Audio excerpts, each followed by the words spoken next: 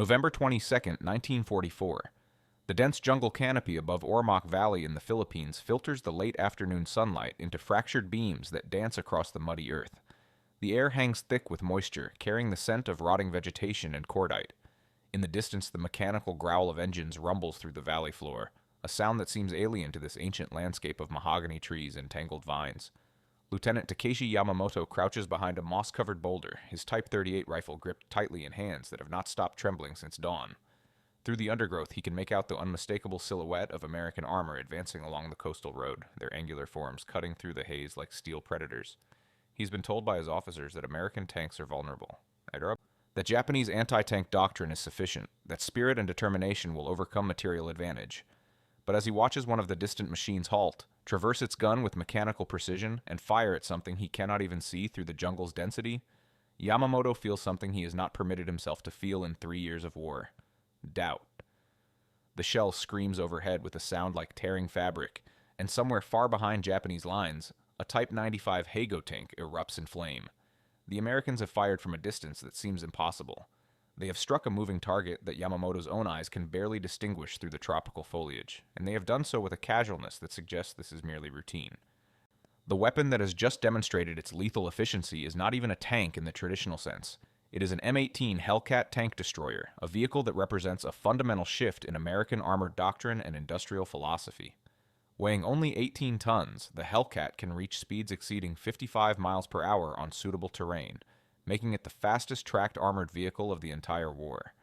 Its open-top turret houses a 76mm M1A1 gun, a weapon derived from the anti-aircraft artillery that American engineers have repurposed for armor penetration. The gun's muzzle velocity exceeds 2,700 feet per second, giving its armor-piercing rounds a flat trajectory and tremendous kinetic energy. But velocity and penetration are only part of the equation. What truly distinguishes the Hellcat in the Pacific Theater is its fire control system, a collection of optical instruments, mechanical calculators, and carefully trained crew discipline that allows accurate engagement at ranges exceeding 1,000 yards. For Japanese infantry who have spent the war's duration fighting with equipment designed in the 1930s, often maintained with improvised parts and limited technical support, the Hellcat represents something beyond mere technological superiority. It represents a gulf in industrial capacity, technical education, and material abundance that many Japanese soldiers have been conditioned to deny even exists. Throughout 1944, as American forces advance across the Central Pacific and return to the Philippines, Japanese defensive doctrine relies heavily on infantry anti-tank tactics developed during the Manchurian campaigns of the 1930s. These tactics emphasize close-range engagement, often at distances of 50 yards or less, where Japanese soldiers armed with magnetic mines, satchel charges, or Type 99 anti-tank grenades can exploit their willingness to accept casualties in exchange for destroying enemy armor. Japanese training manuals from this period describe armor engagement as fundamentally a problem of courage and timing rather than technology. The manuals instruct soldiers to wait until tanks pass their concealed positions, then emerge to attack the thinner rear or side armor at point-blank range. This doctrine has proven occasionally effective against isolated vehicles in dense terrain, particularly in China where Japanese forces often face poorly coordinated mechanized units. But it is a doctrine born of necessity rather than choice, a tactical adaptation to Japan's limited anti-tank weaponry rather than an optimal solution to the problem of defeating armored vehicles. The standard Japanese anti-tank rifle, the Type 97, fires a 20mm round that can barely penetrate the frontal armor of even light American tanks. The Type 1 47mm anti-tank gun, introduced in 1942, has better penetration but suffers from poor optical sights and inadequate training among crews who often learn their craft in the field rather than in dedicated schools. Against the Hellcat, with its combination of speed, range, and hitting power, these weapons and tactics prove catastrophically inadequate. The American tank destroyer doctrine that produces the Hellcat emerges from a fundamentally different conception of armored warfare. Rather than viewing anti-tank combat as a desperate close-quarter struggle, American planners envision it as a problem of mobility, concentration, and standoff engagement. The tank destroyer force, established as a separate branch in 1941, is designed to operate as a mobile reserve that can rapidly concentrate against enemy armor breakthroughs, engaging at maximum effective range before enemy tanks can close to their optimal firing distances. This doctrine demands vehicles that are fast, well-armed, and equipped with superior optics and fire control. The Hellcat fulfills these requirements with engineering elegance. Its Wright R-975 radial engine, originally designed for aircraft, provides abundant power relative to the vehicle's lightweight. Its torsion bar suspension, copied and improved from German designs, offers excellent cross-country mobility, and its fire control equipment, including a telescopic sight with 6-power magnification and a mechanical ballistic calculator that accounts for range, target speed, and ammunition type, gives properly trained crews the ability to achieve first-round hits at distances that seem impossible to opponents lacking equivalent technology. Lieutenant Yamamoto has never seen a ballistic calculator. His own rifle sights are simple iron posts graduated to 500 meters, and his training in their use consisted of 3 days at a range near Osaka before his unit shipped to Manchuria in 1942. The concept of engaging targets at ranges exceeding 1,000 meters seems to him not merely difficult, but pointless. In the jungles and mountains where he has fought, visibility rarely exceeds 200 meters, and most combat occurs at far closer ranges where determination and fieldcraft matter more than precision optics. But the coastal roads and cleared agricultural land of Leyte and Ormach Valley offer clear fields of fire that stretch for thousands of yards. Here, in terrain that resembles nothing in Japanese training doctrine, the Hellcat's advantages become overwhelming. American tank destroyer crews, many of them trained at Fort Hood in Texas, where they practice long-range gunnery on firing ranges that simulate exactly these conditions, can identify and engage Japanese armor before Japanese tankers even realize they are under observation. The psychological effect of this one-sided engagement is devastating. Japanese tank crews who have been taught to think of combat as a close-range knife fight suddenly find themselves destroyed by enemies they cannot see, at ranges they cannot reciprocate, with a precision that seems almost supernatural. The industrial logic that makes such precision possible is fundamentally alien to the Japanese military-industrial system of 1944. By this stage of the war, Japanese war production is increasingly characterized by decentralization, improvisation, and acceptance of declining quality standards. Critical components are manufactured in dispersed workshops to protect against air raids, then assembled at final production facilities that often lack the precision tooling necessary for tight tolerances. Optical glass, essential for quality gun sights, is in chronically short supply, and existing stocks are prioritized for naval vessels and aircraft. The mechanical calculators and precision range-finding equipment that American tank destroyers carry as standard equipment simply do not exist in Japanese armored vehicles. Even if the designs were available, the skilled machinists, precision lathes, and quality control systems necessary to manufacture such instruments in quantity are not. This is not a temporary condition that Japan can remedy through determination or tactical brilliance. It is the accumulated result of decades of industrial development choices, educational system differences, and resource availability disparities that no amount of battlefield courage can overcome. American crews manning the Hellcats in the Philippines come from a training system that reflects this industrial abundance. A typical tank destroyer crew member has completed 12 weeks of basic training, followed by 12 to 16 weeks of advanced individual training at a specialist school, followed by additional unit training lasting 8 to 12 weeks. During this training, crews fire hundreds of practice rounds, learning to estimate range, lead moving targets, and coordinate between gunner, loader, and vehicle commander. They study trigonometry and ballistics. They memorize armor penetration tables for different ammunition types at different ranges. They learn to maintain and repair optical equipment, radio systems, count, and fire control mechanisms. This is not training designed to produce desperate courage in close combat. It is technical education designed to produce precision at distance, to leverage industrial quality through human skill. The average Japanese tank crewman, by contrast, often receives only weeks of training before assignment to a combat unit, and much of that training focuses on basic vehicle operation and maintenance rather than gunnery precision. The idea that an anti-tank weapon might strike a moving target at 1,000 yards is not part of Japanese tactical thinking because the weapons, training, and industrial systems that make such accuracy routine simply do not exist within the Japanese military. The symbolic object that comes to represent this disparity, portfolio. In the memories of Japanese survivors and in the after-action reports that American intelligence officers compile, is the ammunition casing. After an engagement, when Japanese infantry cautiously approach the positions from which American tank destroyers have fired, they often find piles of spent 76mm casings, each one gleaming with brass that seems almost obscenely rich in a war where Japan scrapes together shell casings from 3 wars' worth of conflicts and recycles civilian cooking pots to meet metal requirements. The casings are uniform in dimension, precisely machined, stamped with manufacturer codes and lot numbers that indicate quality control systems beyond Japanese capacity to replicate. Each casing represents not just a single round of ammunition, but an entire industrial ecosystem. The copper mining and refining, the precision forging and drawing, the quality inspection, the logistics network that delivers the finished product halfway around the world to a jungle clearing in the Philippines. Japanese soldiers who pick up these casings, feeling their satisfying weight and examining their perfect uniformity, are holding physical evidence of an industrial capacity they have been told does not exist. Their officers have explained that America is a nation of individualists incapable of collective sacrifice, that American industry is oriented toward consumer goods rather than weapons, that American society is soft and will collapse under the pressure of extended war. But here in their hands is proof that all of these comforting beliefs are lies. The Americans are not improvising. They are not desperate. They are manufacturing death with the same precision and abundance they manufacture automobiles. The actual performance data from Hellcat engagements in the Philippines confirms what the brass casings suggest. After-action reports from the 637th Tank Destroyer Battalion, operating in support of the 7th Infantry Division during the Ormach campaign, document multiple engagements at ranges exceeding 1,000 yards with first-round hit probabilities above 60% against moving targets. On December 7, 1944, exactly 3 years after Pearl Harbor, a Hellcat crew commanded by Sergeant Raymond Hicks engages and destroys a Type 97 Chiha medium tank at a measured range of 1,300 yards. The engagement lasts less than 30 seconds. The Japanese tank is moving at approximately 10 miles per hour along a coastal road when the Hellcat's gunner, Corporal James Martinez, calculates lead, adjusts for the slight crosswind, and fires. The armor-piercing round strikes the Chiha's turret ring, detonating the ammunition stored inside and killing all 4 crew members instantly. The Japanese tank never returns fire. Its crew likely never even realizes they are under attack until the moment of impact. This is not the Bushido ideal of close combat where spirit and training determine victory.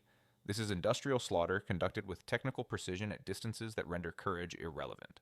For Japanese officers who have built their careers on the idea that spiritual strength can overcome material disadvantage, these encounters force a painful recalibration. Colonel Kiyoshi Miyazaki, commanding a tank regiment on Leyte, writes in his diary on November 28, 1944, "Our Type 97 tanks are destroyed before they can engage the enemy. The American guns fire from distances we cannot reach. Our crews show perfect courage, but courage without effect. I have requested long-range anti-tank guns 3 times. I am told none are available. I am told to show greater fighting spirit. But fighting spirit does not extend the range of our weapons or improve the quality of our optics." Miyazaki's frustration reflects a broader crisis within the Japanese military as the war's final year progresses. The institutional culture that has sustained the Imperial Japanese Army through decades of expansion, that has promoted officers based on ideological purity and offensive spirit rather than technical competence, is suddenly confronted with evidence that material and method matter more than morale. But acknowledging this reality would require admitting that the entire basis of Japanese military doctrine is flawed, that the sacrifices of hundreds of thousands of soldiers have been squandered pursuing strategies that industrial logic proves impossible. Such admission is psychologically unthinkable for many officers, and so they continue to issue orders based on doctrine that battlefield reality has already refuted. The American tank destroyer crews, for their part, often do not fully appreciate the technological advantage they wield. To them, engaging targets at 1,000 yards is simply proper use of their equipment, a routine application of the training they have received. Corporal Martinez, who will be awarded the Bronze Star for his December 7th engagement, later recalls the action with almost casual brevity. "We saw the Jap tank on the road. The sergeant ranged it, I did the lead calculation, and we fired. Normal gunnery, nothing special. The gun worked like it was supposed to." This matter-of-fact description reveals how thoroughly American crews have internalized the technical systems that make such precision possible.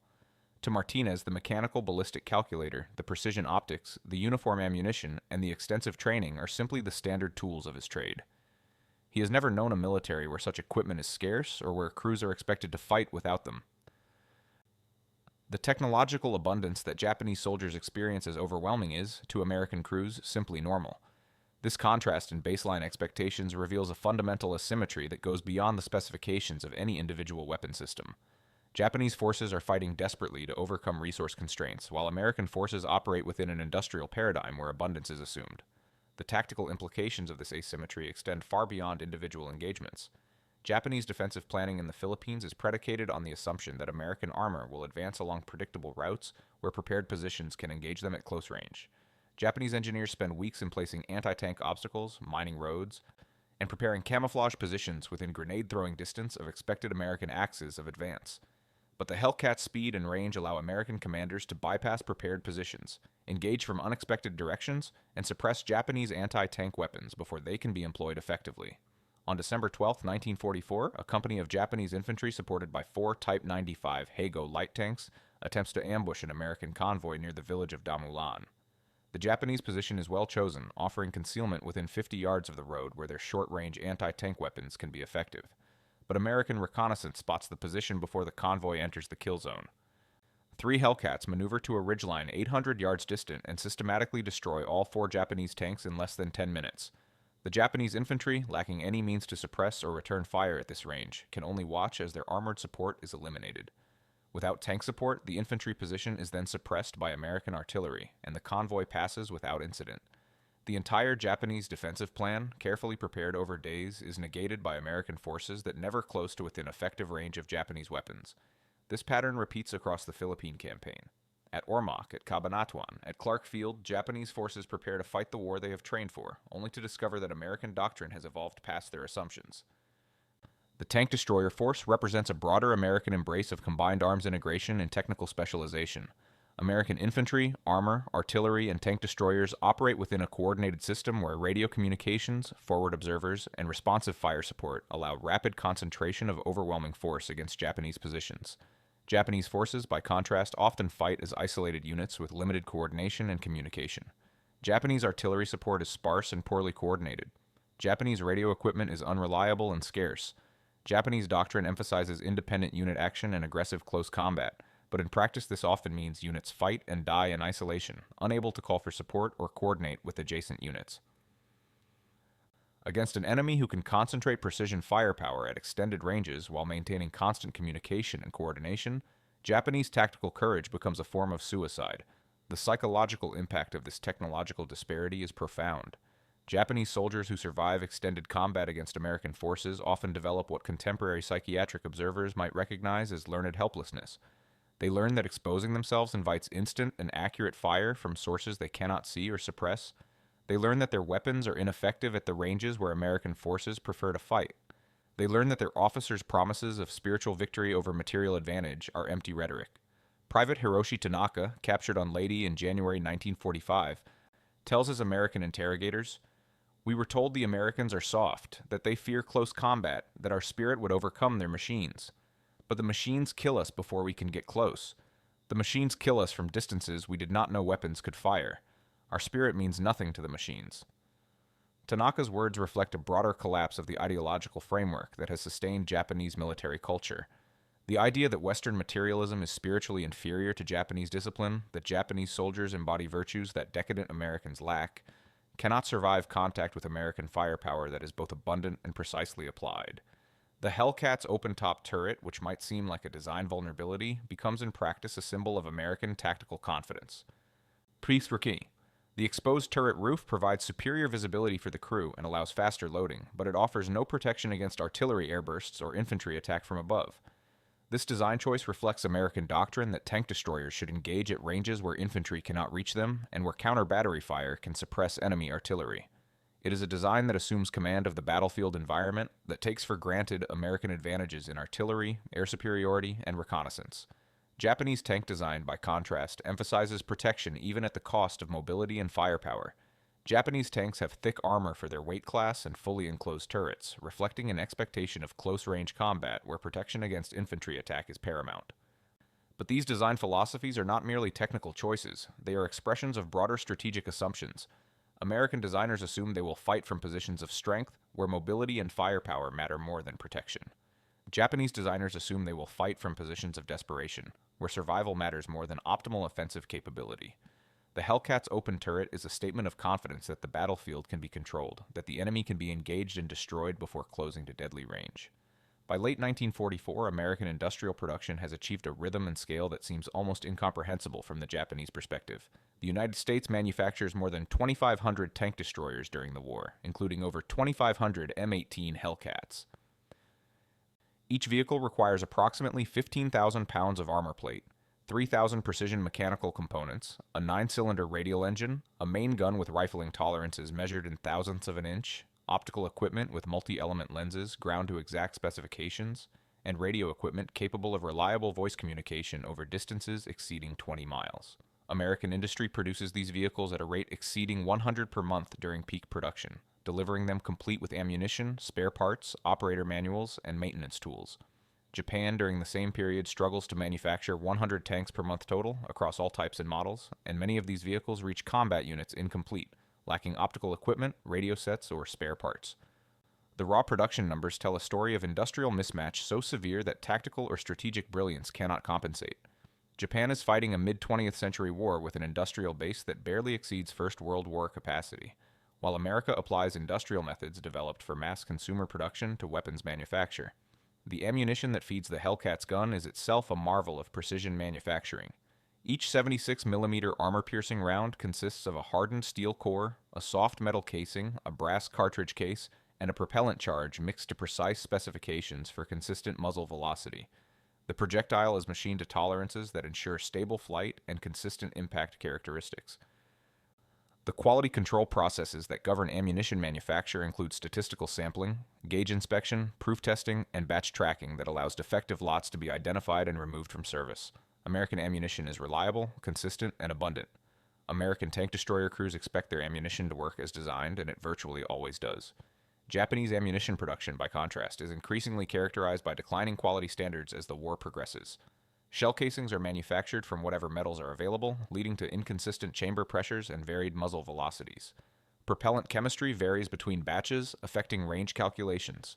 Quality control is limited by shortage of inspection gauges and statistical expertise. Japanese crews learn to expect duds, misfires, and wild variations in accuracy even from nominally identical rounds. This ammunition crisis is not merely a production bottleneck that can be resolved with better management.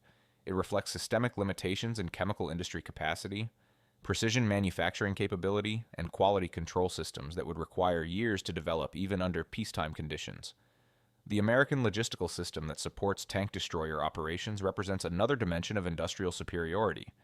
Each Hellcat requires approximately 10 gallons of gasoline per hour of operation, 40 gallons of engine oil per 1,000 miles, regular replacement of track links, periodic engine overhauls, and continuous supply of ammunition, rations, and spare parts. American logistics doctrine treats these requirements not as constraints, but as routine challenges to be solved through systematic transportation and inventory management. Dedicated supply units move forward with combat formations, carrying trucks loaded with fuel, ammunition, and spare parts.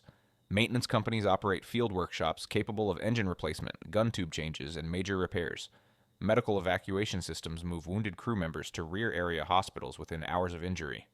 American tank destroyer crews can focus on combat operations because they trust that logistics will provide what they need when they need it. Japanese logistics, by contrast, has collapsed across most of the Pacific theater by late 1944.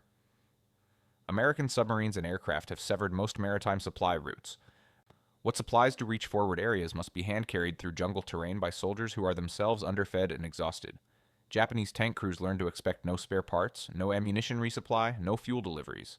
They learn to cannibalize disabled vehicles to keep runners operational. They learn to fight until their ammunition is exhausted, then abandon their vehicles because recovery and resupply is impossible. The clearest expression of this logistical disparity comes in the final weeks of the Ormach campaign. By mid-December 1944, Japanese forces on Leyte are cut off from all significant resupply. The few remaining Type 97 and Type 95 tanks operate on fuel drained from abandoned trucks and captured civilian vehicles. Ammunition is rationed to a handful of rounds per tank. Spare parts are non-existent. Yet Japanese tank crews continue to attempt combat operations, driven by doctrine that forbids surrender and by orders that demand continued resistance regardless of practical futility. On December 18, 1944, a Japanese tank platoon, reduced to 2 operational Type 97 tanks, attempts to attack an American supply depot near Ormach town. The tanks approach to within 500 yards before being engaged by Hellcats from the 637th Tank Destroyer Battalion. The engagement is so one-sided it resembles target practice more than combat. The Japanese tanks, moving slowly to conserve fuel, present easy targets. Neither Japanese tank manages to fire before being destroyed. American crews later report that one of the Japanese tanks appeared to have fired only 4 rounds total before the engagement, suggesting it entered combat with virtually no ammunition. The Japanese crews die not because they lack courage, but because their industrial base cannot provide the material necessary for survival. These final, futile combats carry a tragic quality that American observers sometimes struggle to comprehend. From the American perspective, the rational response to overwhelming material disadvantage is surrender or withdrawal. The idea that soldiers would continue fighting with inadequate equipment, no logistical support, and no realistic prospect of victory seems pointless, even cruel. But Japanese military culture, shaped by decades of indoctrination in Bushido values and by institutional structures that make surrender equivalent to eternal dishonor, does not permit the rational calculation of costs against benefits. Japanese soldiers are taught that death in combat is not merely honorable, but obligatory, that surrender is the worst possible fate, worse than death itself. This cultural framework allows Japanese forces to continue fighting under conditions that would lead to mass desertion or mutiny in armies where soldiers are permitted to weigh survival against abstract notions of duty. But it also traps Japanese soldiers in a form of institutional murder, where they are compelled to die not because their deaths serve any strategic purpose, but because their own military culture offers no alternative. The American crews who engage these final desperate Japanese attacks often express discomfort in their after-action reports. There is no glory in destroying outmatched opponents who persist in futile resistance. Sergeant Hicks, whose crew has destroyed 7 Japanese tanks during the Lady Campaign, writes in a letter home, "It's not like shooting at a real enemy anymore. They come at us with these little tanks that we can punch through at any range, and they fight until we kill every one of them. There's something awful about it, like we're not fighting soldiers anymore, but ghosts who don't know the war is already over." Hicks's reflection suggests a moral dimension to technological superiority that doctrine and training do not address. The Hellcat gives American crews the ability to inflict casualties with minimal risk to themselves, but this capability comes with the psychological burden of one-sided slaughter. The ideal of war as a contest between warriors of roughly equal standing cannot survive the industrial realities of mid-20th century combat.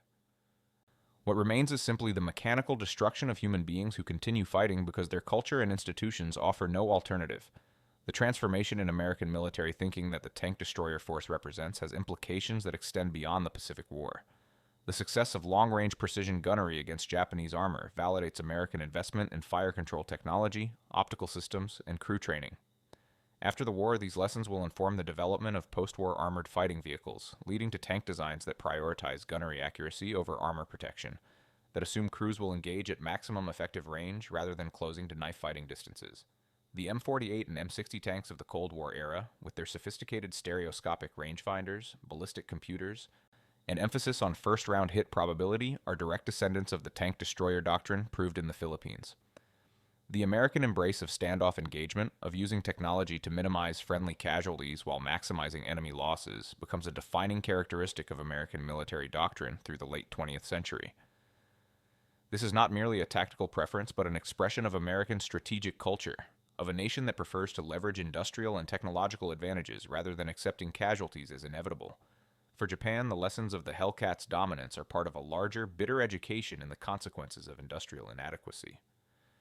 Japanese officers who survived the war and who are later involved in rebuilding Japan's self-defense forces bring with them vivid memories of combat against opponents who could see farther, shoot more accurately, and communicate more effectively than Japanese forces could match. These memories inform post-war Japanese defense planning, which emphasizes technological parity with potential adversaries as a prerequisite for any military capability. The idea that spirit and training can compensate for material disadvantage is thoroughly discredited. Post-war Japan develops armed forces that are small but technologically sophisticated, that emphasize quality over quantity, and that assume modern warfare is fundamentally a contest of industrial and technical systems rather than individual courage. This represents a profound break with the military culture that sent men to die in one-sided tank battles in the Philippines. But that break is purchased with the lives of thousands of Japanese soldiers who paid the price for their nation's industrial and doctrinal failures. The brass shell casings that litter battlefields across Leyte and Luzon become, in the post-war period, objects of morbid fascination for Japanese civilians and veterans. Small numbers of these casings are collected and returned to Japan, where they are sometimes displayed in war museums or kept as private mementos. To Japanese observers who did not experience the war directly, these casings represent both a reminder of defeat and a symbol of the industrial gap that made defeat inevitable. They are tangible proof that the greater East Asia co-prosperity sphere was built on a foundation of lies about American decadence and Japanese superiority. The precision and quality of these American-made casings, still bright and uncorroded decades after the war's end, stand in silent rebuke to the propaganda that claimed American industry was inefficient and American workers were undisciplined. Each casing is a small, heavy object that can be held in one hand, but collectively they represent an industrial capacity that Japan could never match. A capacity that manufactured victory through the accumulation of 10,000 small technical advantages in metallurgy, optics, chemistry, and precision manufacturing. The epilogue to the story of the Hellcat in the Pacific is not written on any battlefield, but in the decades of peace that follow. The survivors of engagements like Ormach and Damolan return to civilian life, American and Japanese veterans alike, carrying memories of combat where technology determined survival with mechanical indifference. Some American veterans enter careers in engineering or manufacturing, applying their wartime technical training to civilian industry. Some Japanese veterans, like Lieutenant Yamamoto, who survives the war and returns to Osaka, spend their remaining lives trying to reconcile the courage they witnessed and the futility of that courage against opponents who had redefined what courage meant in industrial warfare.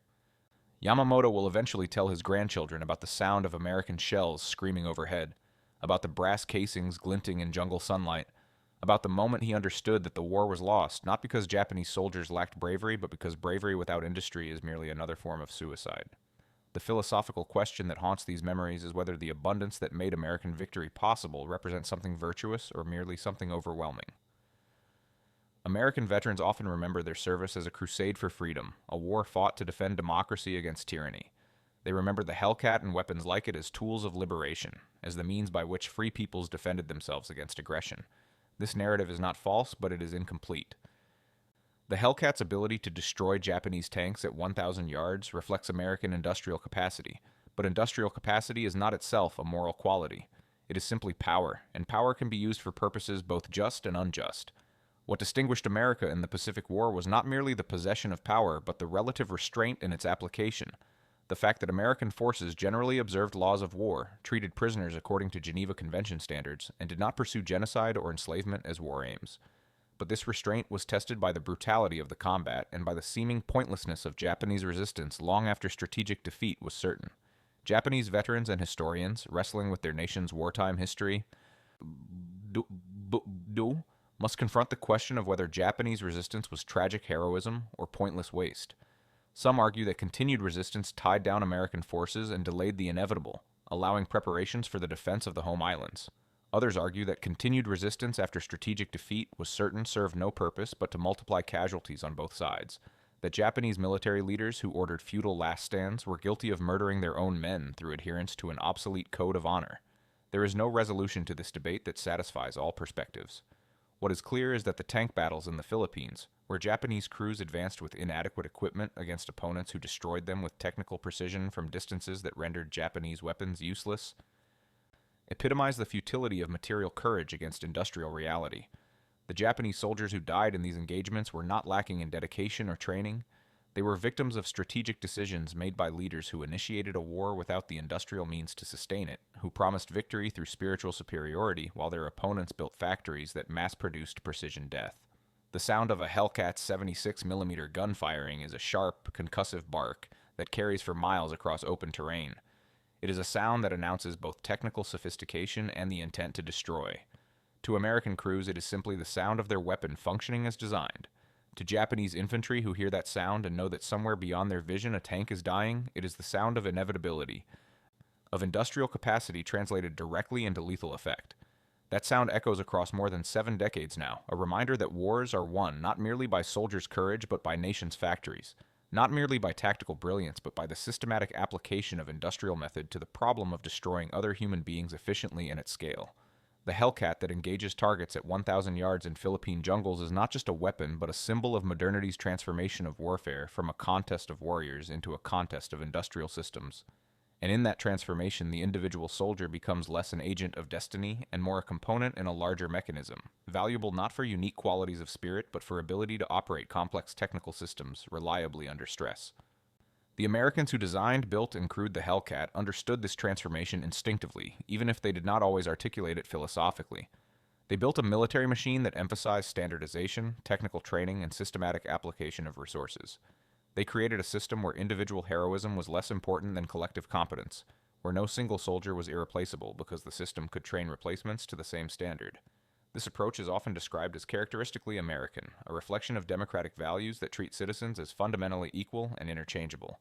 But it is also fundamentally modern, a recognition that industrial warfare rewards systematization over individualism, that reliability matters more than genius, and that wars are won by nations that can organize their entire economic and social systems for sustained material production. The Japanese military, by contrast, retained elements of pre-modern warrior culture even as it employed 20th century weapons, valuing individual heroism and unit spirit over systematic organization, treating soldiers as unique embodiments of national virtue rather than trained operators of technical systems. This cultural difference was not merely aesthetic. It had concrete consequences measured in the ability to manufacture, maintain, and effectively employ weapons like the Hellcat that required systematic industrial support at every stage from design to deployment to combat employment. In the end, the story of Japanese infantry encountering American tank destroyers that could strike moving targets at 1,000 yards is a story about the collision of different modernities. Japan had modernized rapidly during the Meiji Restoration, building an industrial base and military force capable of defeating China and Russia. But Japanese modernization was incomplete, constrained by limited resources, by social structures that resisted full industrialization, and by military doctrines that never fully internalized the implications of industrial warfare. America, by contrast, had built a society where industrial mass production was not merely an economic system but a way of life, where standardization and efficiency were celebrated cultural values, and where warfare was approached with the same systematic methods applied to automobile manufacturing. The Hellcat, capable of precision gunnery at extreme ranges, was not an aberration but a natural product of this industrial culture. It was what American society produced when it applied its characteristic methods to the problem of destroying enemy armor. And Japanese soldiers, facing this weapon across Philippine battlefields, were confronting not merely American technological skill, but the accumulated consequences of decades of different choices about how to organize economies, educate citizens, and integrate industrial capacity with military power. The brass casings scattered across those battlefields remain even now as physical evidence of these different paths. Some have been recovered and preserved. Others lie buried in the tropical soil, slowly corroding in the heat and moisture, their bright surfaces dulling to verdigris. But their meaning persists. They are reminders that abundance is a form of power, that precision manufacturing is a strategic capability, and that wars are won not merely on battlefields but in factories, schools, and the accumulated choices of generations that determine whether a nation can produce, in quantity and quality, the tools necessary for survival in industrial conflict. For the Japanese soldiers who could not believe that tank destroyers could hit moving targets at 1,000 yards, these casings were proof that the world had changed in ways their training and culture had not prepared them to understand. For American veterans, these same casings are simply evidence that their weapons worked, that their training was effective, and that American industry delivered what was promised. Both perspectives are true. Together, they illustrate a fundamental principle of modern warfare, that victory belongs to those who can systematically transform industrial capacity into lethal effect, who can produce not merely weapons but the entire ecosystem of training, logistics, and technical support necessary to employ those weapons with lethal efficiency. The Hellcat's 76mm gun, striking targets beyond visual range with mechanical precision, was simply the most visible expression of this deeper truth.